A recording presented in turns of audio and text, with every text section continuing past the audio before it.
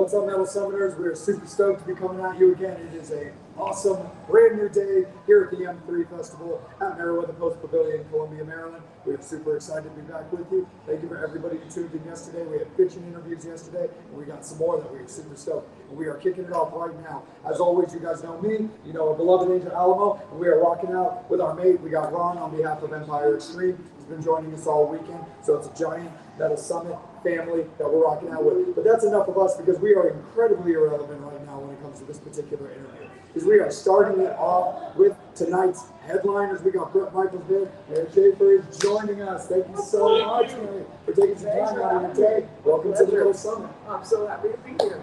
Absolutely, for sure. Well, first and foremost, we were all talking actually off camera about you've got a pretty awesome history coming to Meriwether, and now you get to play it. Like Beach Boys, Chicago, you said Dio.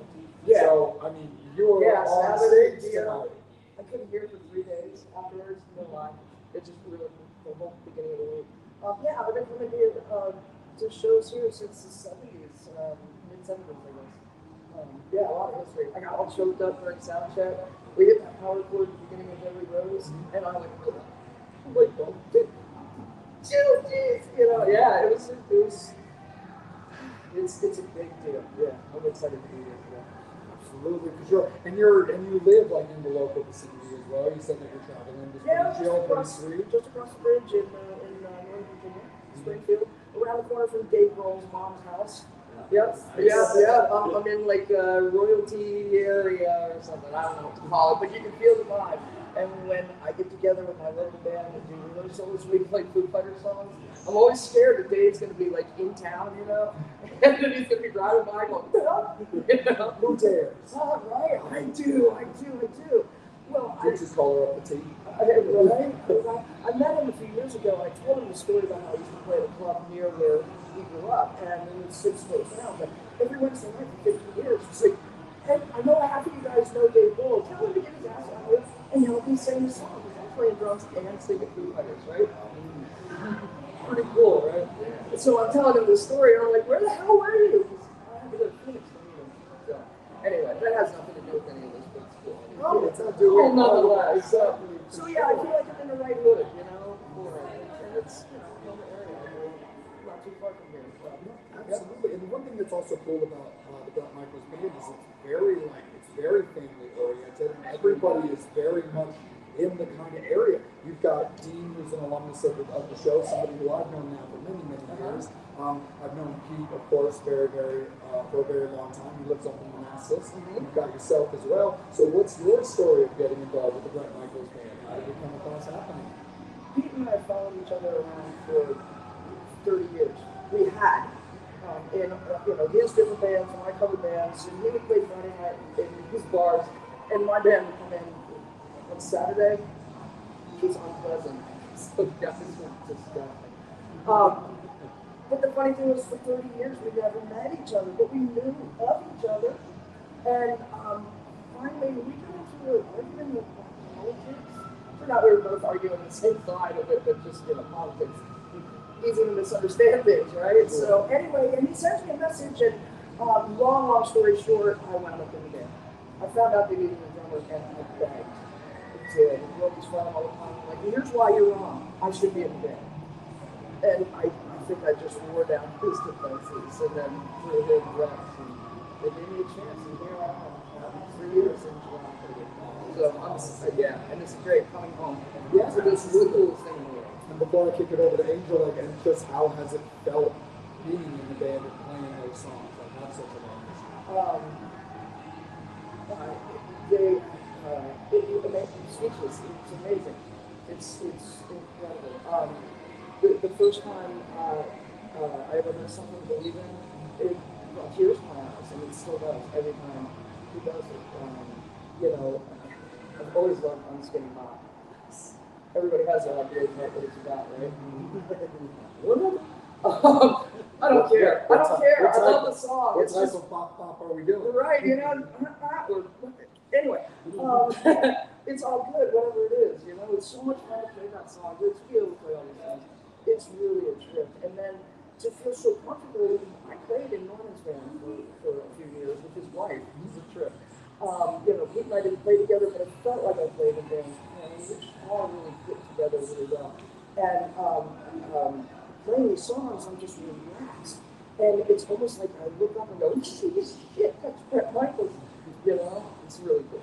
Awesome, for sure. Angel. Man, I just want to say I saw you last year on the Party Raw tour, and which you did, those one songs by Journey, Sugar Ray. How was it doing those songs, and were there any of those songs difficult for you to learn? The Sugar Ray songs, it was all about feel. Like the actual riffs that I play are not extremely difficult, but that one's all feeling and getting it right. And we did a sound check with Mark one day, and I don't know where I was, but I was playing a wrong song, and you gotta turn around and look at me like, Meri? Did you come back? And so none of those were very difficult. But learning the Steve Smith's part, because if I'm playing Journey songs, I'm playing right, I hope. Don't Stop Believing, I never got right. Part 1, part 2, I nailed. 3, part 4, after the bleed and everything, and the end of it, it was just. And I'm left-handed, so playing open-handed, which you have to do in that song, is really easy for me, but not on that song. The Journey songs were tough. And strangely enough, I shouldn't say that because I shouldn't. Tonight we're going to play with Dee, and the cowbell, the opening, we're not going to take it. It's just deceptively difficult. I should say it should. But yeah. I had to I doodled how to play it this past week. I did. I didn't want to screw it up. I get to play with Dee Snider. I want to fuck up this song. Am I allowed to say that? Of course you are. Absolutely. We're not one of those places that's like, man, what's up with all the fucking swearing? Right? Sure. Typical words not to jump in. Yeah. No, but considering he's about to be on stage, wouldn't that rock? Yeah. Well, it's not far from DC. Angel, go there, bro. What drummers influenced you?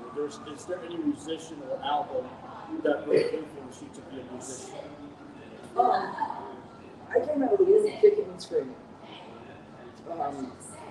So it was just a matter of what I picked up on when I heard, which was mostly, sorry, there's a big ass cue Sorry. There's Tipper. But my earliest influences, and I remember, were Keith Lee, Meri Schaefer, who I just saw in there, got the Berkeley Prize, and those were the two big ones.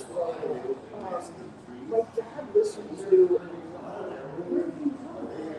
a variety of music. I cut my live music teeth on Neil Diamond. I'm not ashamed to admit it. Hot August Night, the original one from 1973 at the Greek Theater, is one of the most amazing live albums ever recorded, and I learned how to perform just listening to Neil Diamond work that audience. It's amazing, and he was working with people in the trees outside the place, And you know what, tree people, he's good for you. His whole thing, and of course the musicians he had, he wrote all the parts for his songs.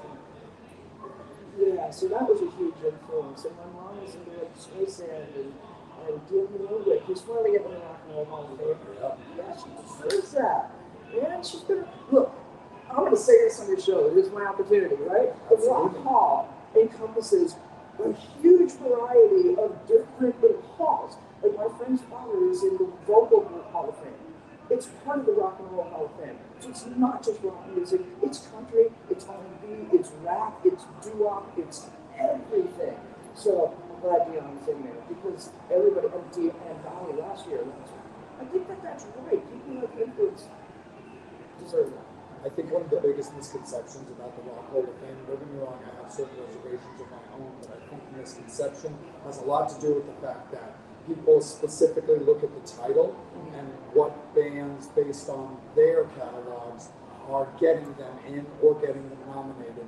Where even though I do think that there are certain bands that may or may not be rock bands that do deserve to be in because of their contributions, because of their history of being involved in the scene or the history or what they basically brought to the table versus other people where I think they're being thrown in just on longevity but may not necessarily be involved. Where I do think it's a little strange for a band like the Sex Pistols to be in, considering they technically have like one album in a 3-year history.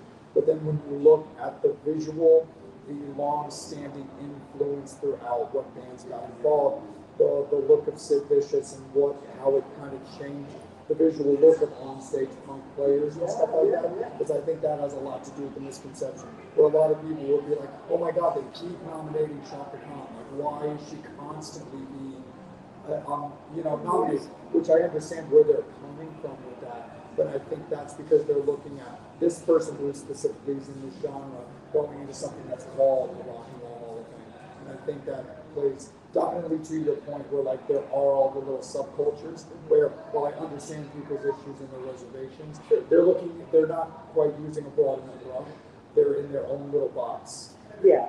And I get it, usually you're rock and roll there, but there's just so many people who have made massive contributions who deserve that recognition.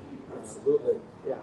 Ron. Yeah, speaking of that, being able to play with Bret and stuff like that, so you have Bret being an iconic singer, and now you're going to be on stage with Dee Snider. How cool is that to have those two huge 80s iconic singers being on stage and you being right behind them? It's crazy. Just poking their nose, aren't you? Right? Yeah, it's so cool. No, it's so cool. No, man, I'm like totally relaxed and good to go. It's I have this like a weird thing where I can kind of shut things off, like it's just really do on stage. But then, like I said, like with Bret, it's usually during Skinny Pop too. I'm going shit. It's like actually the guy. And I'm just like, oh, fuck it up. And it's the same thing, like looking at Dee Snider, this giant hulking dude, and he's such a nice guy, and he tells some funny stories. It's just so much fun. You really feel at ease with him instantly. There's no pretense and bullshit. He is who he is. Everybody knows what he's about, and he's, whatever. He's just a great guy. I love it. It's super fun. Mark McGrath, same thing. It was a blast playing with him that summer. We're going to be out with speaking of the Hall of Fame, with Lou Graham this summer. Oh, I mean, that love is. Yes. I love that. I didn't want to keep it up tempo, but I know that's iconic. I wanted to do faithfully with there's so many songs that you can do. It's like, well, I want to do this and that one. Here's what I want. Try to get him to do Lost in the Shadows. Right? Yeah. I'm a Lost Boys crazy person. Right. Right. Oh, Mark McGrath would walk out for sound check and I go and play the intro again. It's just like the coolest song ever. And he's like, stop it. Like, yeah. It's neat. It's an honor. When we rehearsed the first time we moved, and he came in and did the whole thing. And it was like that. It was just like, he listened to us a little bit and he liked it a lot, which is, all of a sudden jumped up and grabbed the mic. Like he couldn't stop himself. I'm like, and he starts singing, and you hear that iconic voice, and I almost fell off my throne, literally. It was startling because that's that actual voice, just like hearing Bret on something. I'm the luckiest chick on the planet. I am. Yeah. Speaking of that, too. Sorry. Oh no, you're good. And we were talking about that earlier, often and stuff like that. But with this resurgence now, with the last I'd say 10, 15 years, with female drummers kind of just blowing up the scene. So many now. Where if you went from 20, 30 years ago, it wasn't as many. It was just like here and there. What do you feel like that? Especially when you're talking about the Foo Fighters and the girl. I know he likes that little girl that plays Andy. Yeah. So it's cool to see these young, really young kids. Badass. Badass drummers. Maybe I could, but I never tried. Yeah, it scares the crap out of me. But yeah, I think it's so cool that women are finally getting out and being recognized. A lot of them have, like Roxy Petrucci from Posse from Vixen is and she's been around, since the very beginning, of course, and I had that recognition, but I know how hard she's had to work and how hard those women have worked to get up to that, and seeing more women being accepted on the crew and Guns N' Roses, playing in these genres. The fact that the guys who let the girls play now, because 40 years ago, it's not the case. I really disliked all those bands. Because they wouldn't let us play, It was like, man, you're that was awful. It really sucked. And unfortunately, it just, everybody's grown and changed and they're really predominant. And it's not just a few women, it's many. And thank God for the few women that have, for the Dolly Partners and Loretta Lynn. I got to meet Loretta Lynn like 2 weeks before she died. So that was, woo! Oh my goodness.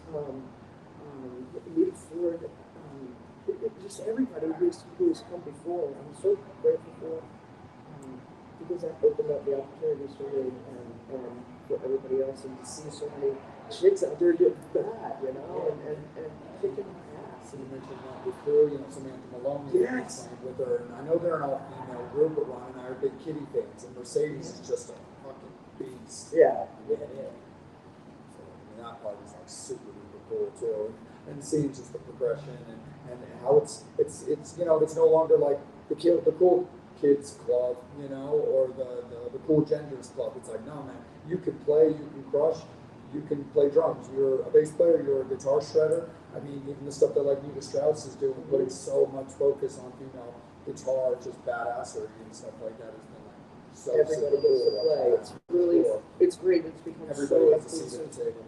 Yes, indeed. Yeah, it's exciting. It's exciting, and yeah. No, for sure. So you mentioned Lou Graham, so it sounds like that's one of the biggest things that you have going on for 2024. What else can you tell us, if you're able, about how 2024 is shaping up for you? We did. I can't even name them all, but we've got a bunch of different festivals that are happening throughout the summer. I know we're going down to Mexico. We're doing something in Canada and Alberta. I know we're going to Miami Falls again. I don't name anything that I'm not supposed to. And then, of course, there's the Party Gras, the Party Gras shows. There are like 6 official Party Gras shows, and that's with Don Felder and Chris Danson. Both doing, like the opening support sets. And then we will come on, and we will come out and do 3 songs, and we will come out and do 3 songs. It could basically 3 songs, intertwined in our set. We're doing some shows. I know with Warren, Lita, I think again. We did everybody. The coolest, man. It's the coolest. Yeah, making friends with famous people. My friends are good up, And Josie Scott's birthday was yesterday. I'm like, what's up, Josie? Happy birthday, bro. We've had Josie on the show. Yeah? Yeah. He's He's awesome. Him and his wife, I love those people. Those folks are just, they're the coolest. They're the coolest. Yeah. Absolutely, for sure. Well, we definitely appreciate your time, Angel. Let's kick it over to you, my friend, and go a little spin around the table and let the fans entice our next appearance and let Meri continue to prep. I'm going to imitate that.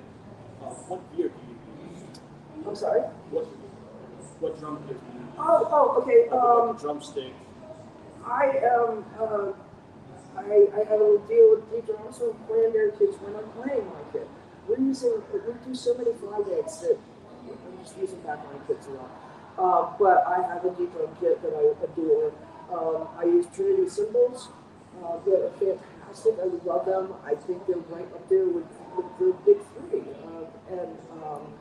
I need a Vic First thing, I use Vic First Vic First Extreme 5K nylon tips because I ain't scared.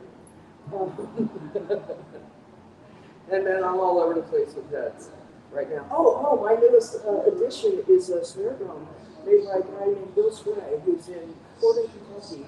His company is called CZ Customs, And you'll have to tell me what you think. It's up there with the kids, right? I love it. I thought I knew what heads I liked, and the head I put on there is a Reno control sound, and I love the sound of this drum with that head on it. So, you know, yeah, so that's my new thing, is the CZ custom snare drum.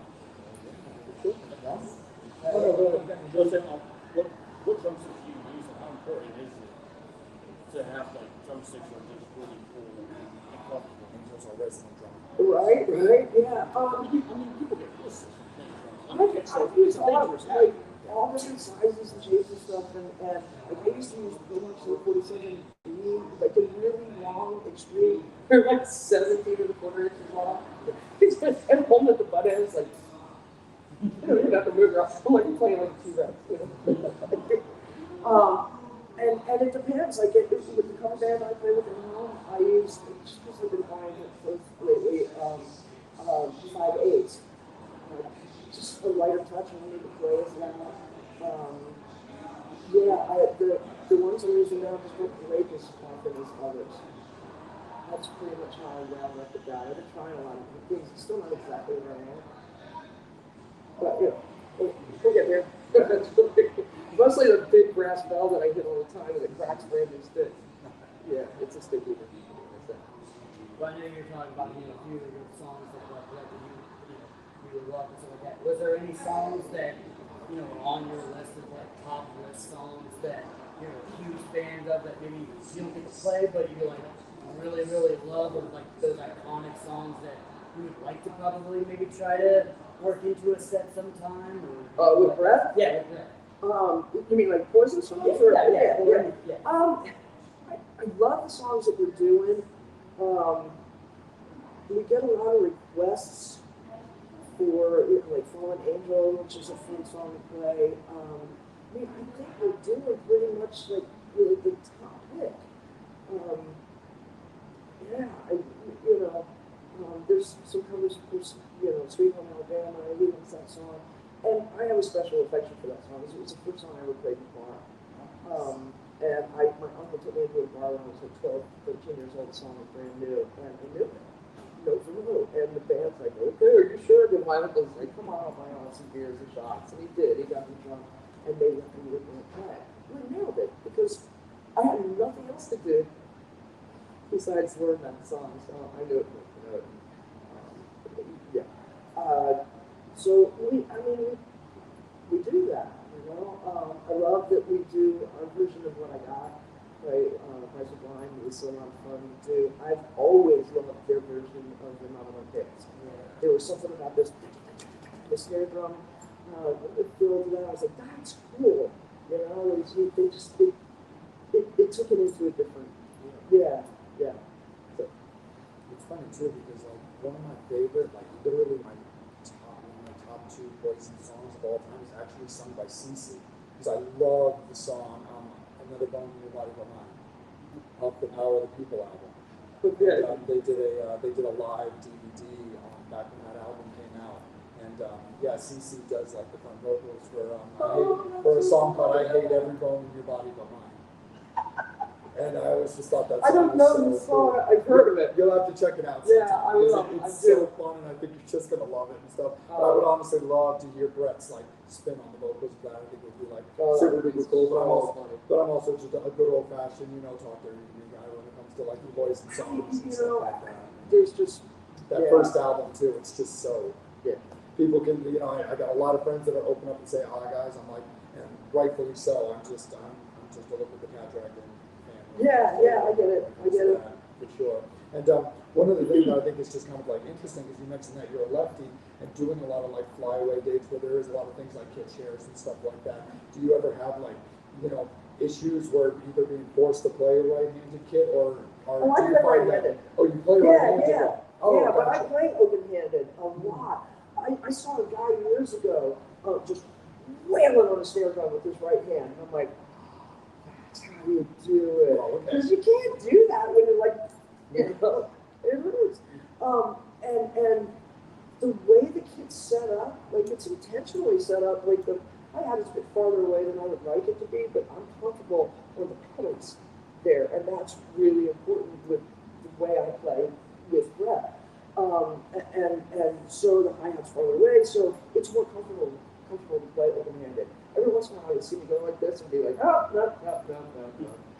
So it's just been very easy to, I think, because I'm left-handed, because I lead from left-handed, so with my left hand. So, yeah, Awesome. Very, very cool. Angel, Ron, are you guys good? Is there anything else that you want to cover? Meri, please tell the fans like anything that you want to tell them. I have nothing to say. We covered it all. We covered everything, yeah. Thank you guys for supporting us, for supporting me. I have the best job in the world. I'm so grateful, and grateful to all of you for your support. Thank you. Keep it coming. Thank you so much for taking some time My to hang pleasure, out with us. my pleasure, guys. Metal Summoners, thank you so much. You guys take care. We appreciate you guys. We'll be back on in a little bit with another fun interview. But thank you so much. Make sure that you're supporting the Bret Michaels Band and Meri Schaefer on all of their socials, and so that way you see everything that they've got going on. You guys take care. We'll see you in a little bit. On behalf of Angel, Ron, and Meri, you've been watching the Metal Summit. We'll be back.